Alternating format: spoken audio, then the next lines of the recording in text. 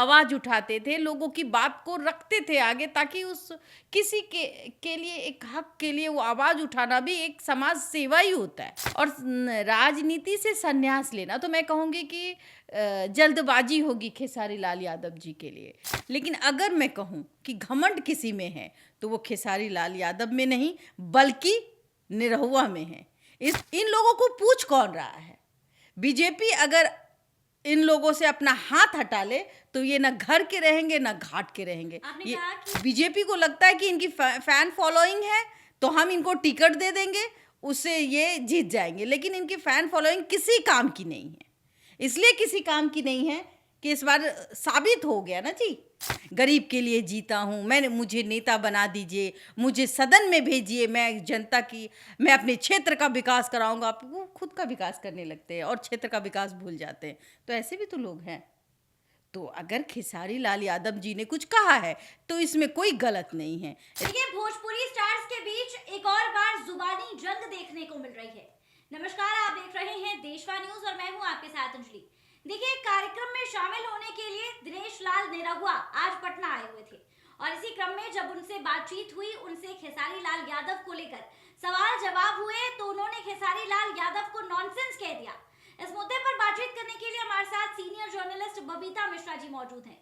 देखिए मैम, पूरे वाकया को आप अच्छी तरीके से जानती हैं। दिनेश लाल निरहुआ पटना एयरपोर्ट पर थे और उनसे सवाल जवाब जब हुए, खेसारी लाल यादव राजनीति छोड़ रहे हैं क्योंकि वो वफादार हैं और राजनीति में वफादार लोगों की कोई मतलब वैल्यू नहीं है। ये बात जब हुई तो दिनेश लाल निरहुआ ने खेसारी लाल यादव को नॉनसेंस कह दिया। आपकी क्या राय है? आपने सही कहा कि मैंने ये खबर देखा और मुझे समझ में नहीं आ रहा है कि आखिरकार निरहुआ जी ने इस तरीके का नॉनसेंस जैसे वर्ड्स का इस्तेमाल क्यों किया।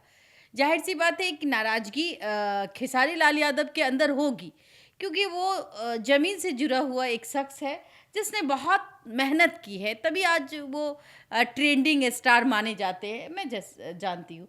लेकिन उन्होंने इससे भी हटकर काम किया है अंजलि जी। आपको पता होना चाहिए, गरीब बच्चों के लिए उन्होंने बहुत सारे बुक्स वगैरह भी दिया था और गरीब लड़कियों की शादी कराई थी। तो ये कौन करता है? कई बार उन्हें दान देते हुए भी देखा गया है। तो वो नेता नहीं थे तो भी वो जमीन से जुड़कर रहकर काम करते थे, लोगों के लिए आवाज उठाते थे, लोगों की बात को रखते थे आगे, ताकि उस किसी के लिए एक हक के लिए वो आवाज उठाना भी एक समाज सेवा ही होता है। और राजनीति से संन्यास लेना तो मैं कहूँगी कि जल्दबाजी होगी खेसारी लाल यादव जी के लिए कि राजनीति से संन्यास। अरे कितने बड़े बड़े जब बीजेपी के 2 एमपी हुआ करते थे और आज आप देखिए बीजेपी में कितने एमपी हैं, गिनती के साथ आप देखिएगा तो गिनने में मुश्किल आ जाएगी। तो वो भी एक संघर्ष का दौर था, आज उसी संघर्ष का फल जो है वो बीजेपी को मिलता हुआ नजर आता है। लेकिन अगर मैं कहूँ कि घमंड किसी में है तो वो खेसारी लाल यादव में नहीं बल्कि निरहुआ में है। इसलिए कि वो खुद तो हार गए, फिर भी इन लोगों को पूछ कौन रहा है? बीजेपी अगर इन लोगों से अपना हाथ हटा ले तो ये ना घर के रहेंगे ना घाट के रहेंगे। आपने कहा कि दिनेश लाल निरहुआ का एटीट्यूड है क्योंकि वो इलेक्शन में भी हार गए और इस तरीके की बयानबाजी भी काम ही नहीं करते तो हारना तो था ही ना। एक तो सीट कम करवा दिए ना, बीजेपी का सीट तो इन्होंने ही ना कम किया। बीजेपी को तो वो सीट मिल जाती ना, अगर किसी को हम तो कहें बीजेपी आज के डेट में अलाई बलाई सलाई को भी खड़ा कर दे तो वो जीत जाएंगे। तो निरहुआ के बूते नहीं जीता गया है सीट, पहले तो आप बात समझ लीजिए। ये भ्रमित करते हैं, इनको बीजेपी को लगता है कि इनकी फैन फॉलोइंग है तो हम इनको टिकट दे देंगे, उससे ये जीत जाएंगे। लेकिन इनकी फैन फॉलोइंग किसी काम की नहीं है। इसलिए किसी काम की नहीं है कि इस बार साबित हो गया ना जी, जो हार गए उसका क्या, खुद हारे हुए शख्स हैं, सांसद थे ना। जरा सोचिए, एक सीट तो कम कर दी ना बीजेपी की, आज बीजेपी ढो रहे हैं इनको। तो भाई कुछ तो चाहिए ना। जो एक शख्स जो जमीन से जुड़कर काम कर रहा था वो है खेसारी लाल यादव। अगर वो नेता नहीं भी रहेंगे तो भी मुझे लगता है कि समाज में अपनी भागीदारी देंगे। लेकिन खेसारी लाल यादव भी चुनाव के दौरान इन्हीं एक्टर्स पर, इन्हीं लोगों पर कई तरीके की बयानबाजियां करते हुए नजर आ रहे थे, तो उनका भी तो ईगो और एटीट्यूड है। नहीं, मुझे नहीं लगता है कि आप किसी अब वो गांधी का दौर तो नहीं रहा, गांधी जी की दौर है, तो आप किसी पे कटाक्ष करेंगे तो जाहिर सी बात है वो भी उलट के जवाब देगा। और मुझे लगता है कि निरहुआ ने जो भी कहा है वो गलत ही कहा। किसी को आप नॉनसेंस नहीं कह सकते। और ये कहने का, चूंकि अब भाई मीडिया है, मीडिया के सामने आप आ गए हैं तो आप ये कुछ भी कह रहे हैं, किसी को नीचा दिखा रहे हैं, तो आप खेसारी लाल यादव को नीचा दिखा के करेंगे क्या? आप तो खुद ही सांसद नहीं हैं। आप को ढो रही है बीजेपी। आप जैसे शख्स, आपने आज तक अपने क्षेत्र में कोई विकास नहीं किया, जिसका नतीजा था कि बीजेपी अपने सीट को वहाँ से खो दी। और आज आपको ढो रही है इसलिए कि भाई चलो नए मामू से काना मामू। और मैं कहूंगी कि स्टार लोगों की जरूरत नहीं है बीजेपी को, कि स्टार की वजह से उनको सीट मिले, ये जरूरी नहीं है। लोग क्या चाहते हैं? लोग अपने जमीनी नेता को चाहते हैं, लोकल नेता को चाहते हैं, ये निरहुआ को नहीं चाहते हैं। लेकिन बीजेपी की आज पकड़ इतनी मजबूत है पूरे भारत में, देखा जाए कि वो किसी को भी खड़ा कर दे, अकरी बकरी सकरी, वो भी जीत जाएगा। मैथिली ठाकुर आप कह सकती हैं कि बेस्ट एग्जाम्पल होंगी?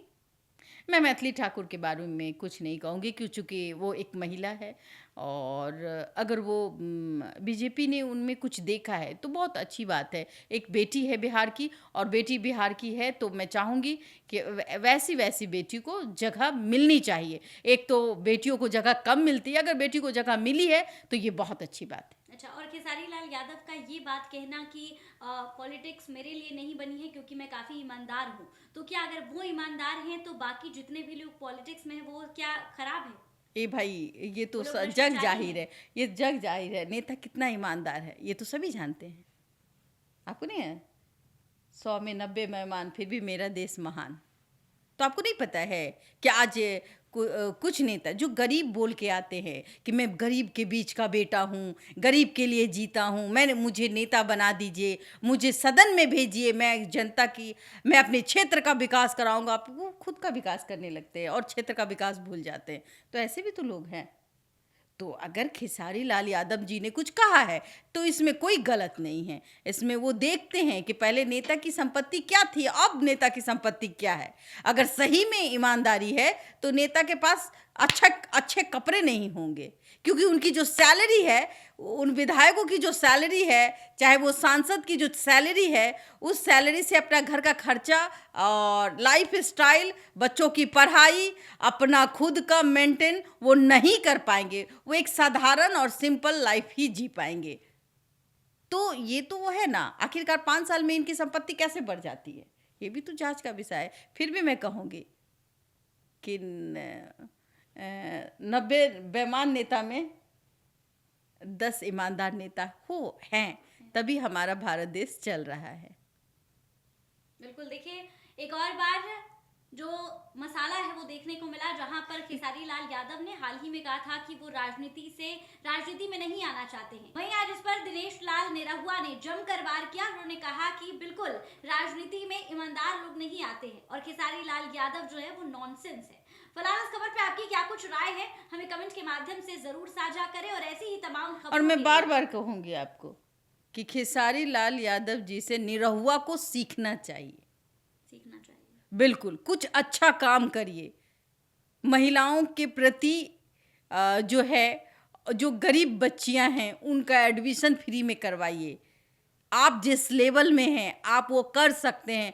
भाई कुछ नक्शे कदम पे चलिए। जिस तरीके से खेसारी लाल यादव जी गरीब बच्चियों की शादी करवाते हैं, या फिर किसी भी स्कूल में बस्ता बांटते हुए नजर आते हैं, तमाम चीज़ों को देखा जाए तो अगर अच्छे काम हैं उनके तो उनको गिनवाती हूँ मैं।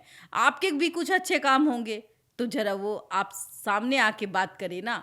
निरहुआ जी कभी मौका दे तो मैं उनसे सवाल करूँगी कि आप अपने पूरे कैरियर में, जब आप सांसद थे, आपने क्या क्या काम किया, और किया तो क्या किया।